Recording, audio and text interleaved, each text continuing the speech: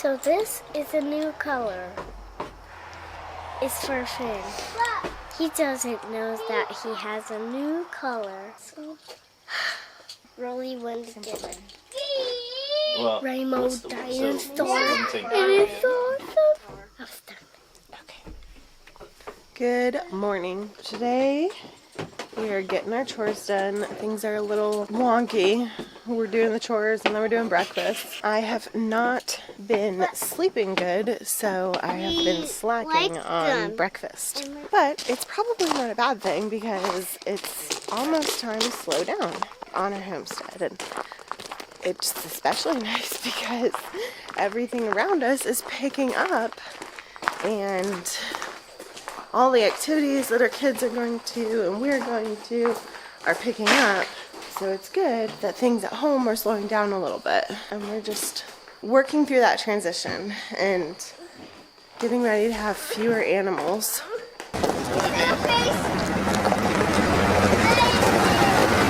So in slowing down on the homestead, we're preparing for butchering. Our sheep are going off to the butcher with all our pigs. And that is going to be something that we're going to have to figure out as well. Our chickens are laying probably normally, but it's kind of weird for us because 2 days ago they gave us 6 eggs.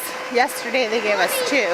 Learning their rhythm, and I know it'll change and be different every day. It's Finn's color. New about Finn. Finn.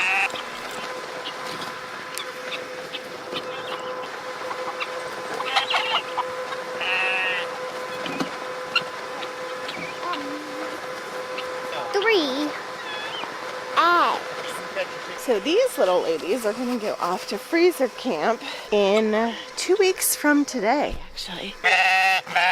They are ready for their alfalfa this morning, that's for sure. Well, I'm excited to have a little bit of break from animals. I am not excited for the cold.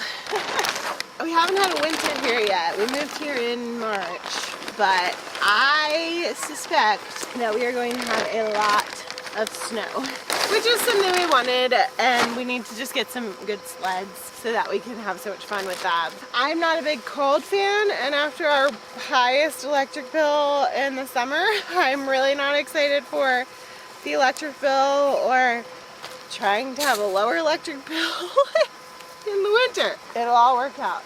Good morning, ladies. Yeah. Oh. Not what I wanted. Have you guys had one question about homesteading or how to do something while you homesteaded? Put it in the comments. Let us know. We'd love to hear what you guys want to hear or learn from us. And we're still learning too. We're definitely not experts. We'd be happy to look into the answer. I think I forgot to turn the sheet back on, so I'm going to do that. Good morning.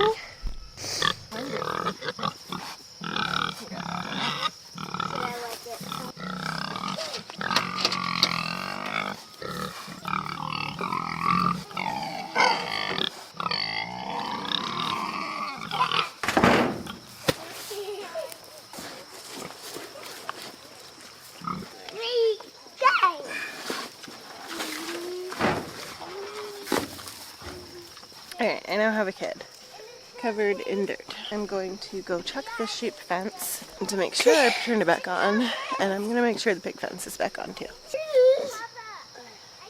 I don't really want to carry the camera up the hill, so I'm going to let Jake carry you guys since I have to carry a kid. But I am going to go turn the sheep on.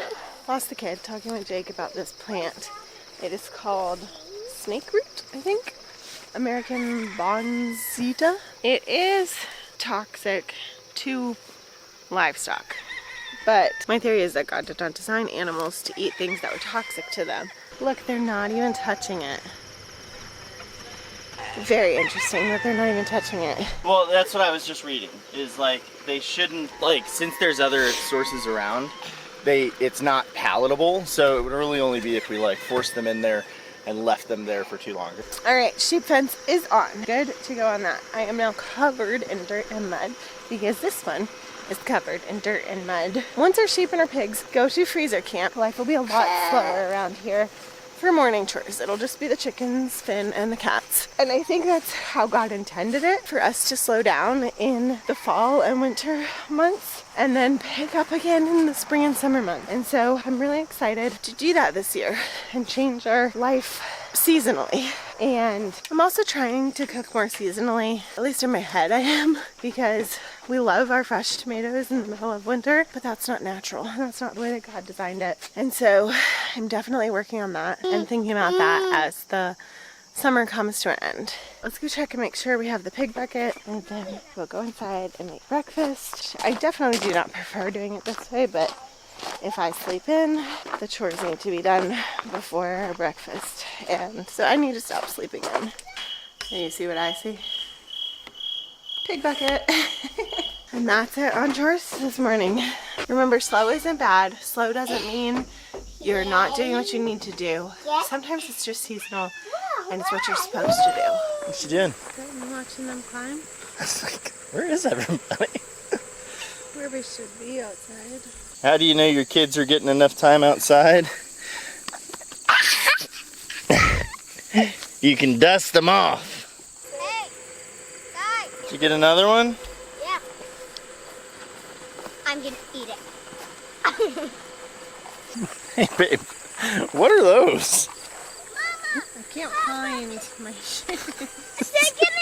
Yesterday I had said something to the effect of what we're having to learn how to do. Our kids will grow up just knowing how to do. And I think that's kind of a funny distinction, because there are things that, like, you didn't have to learn certain things. You just grew up learning, and by the time you became an adult, like, you knew.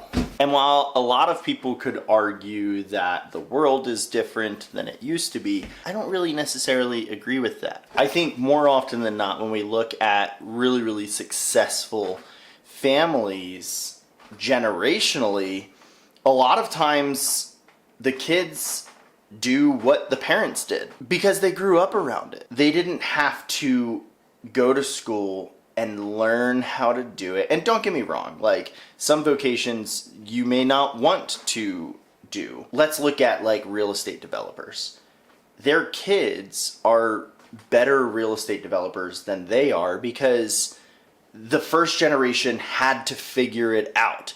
The second generation knew how to do it, and they could recognize the issues because they saw them growing up. They see the issues, they recognize them, and they've now spent their whole life figuring out new ways to do that. Our kids are gonna look at things on this homestead and this property. They're gonna go, why did my mom and dad do it that way? And they're gonna do it better than we did, presuming that they want to stay here. If they decide that they want to live like a more regular life in today's society, they have every freedom and availability to do that. Like, we're not going to chain them to the homestead, but we want to, one, give them the opportunity to stay on the homestead, and two, even if they don't do that, like, one of the things that she was asking the other day was she wanted to learn how to learn, right? Meta learning. Today, for part of her school, we're doing bookbinding again because that's what she's interested in. It's a practical skill. And the long term is, like, yes, right now it's the very simplistic side of it because she's just getting into it. But long term, especially with what we have, well, we can learn how to make paper. We can learn how to how to make metal if we really wanted to. We can learn how to tan leather. And so there might come a day where she could learn how to make the paper with the sheep that we eventually have, because I think we'll probably get wool sheep eventually. She could learn how to make the thread. She could learn how to make leather, and she could have a book that she made entirely off of the property with no external resources at all. And not only is that cool, but that's when you, like, in today's day and age, something that artisan, you could literally make that into a profession and just sell handmade books, right? Handmade notebooks. And although it would be niche, there's definitely a market for something like that. So we're gonna go do bookbinding, but that's what school looks like. School doesn't need to be sitting down at a chair for 8 hours I never learned that way. I hated sitting in a classroom. And if your kids go to school, they'll sit until dinner. I don't know how long that would take. Yeah, they do sit most of the time until dinner, huh? All right, my project today that I'm knocking out is I'm going to Do the target. do this metal reactive target that I have been meaning to do. I don't know, when did I paint it? Like a week ago? I've already like sold some of these for this company, but I wanted to show it painted. I think it looks better painted, even though it doesn't come painted.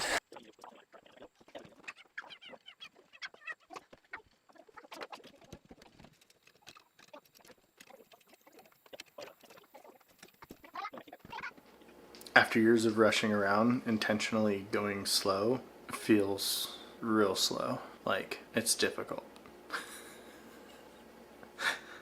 I have always been in a rush everywhere I went. Like, driving 20 miles an hour over the speed limit. That's not an analogy. For years.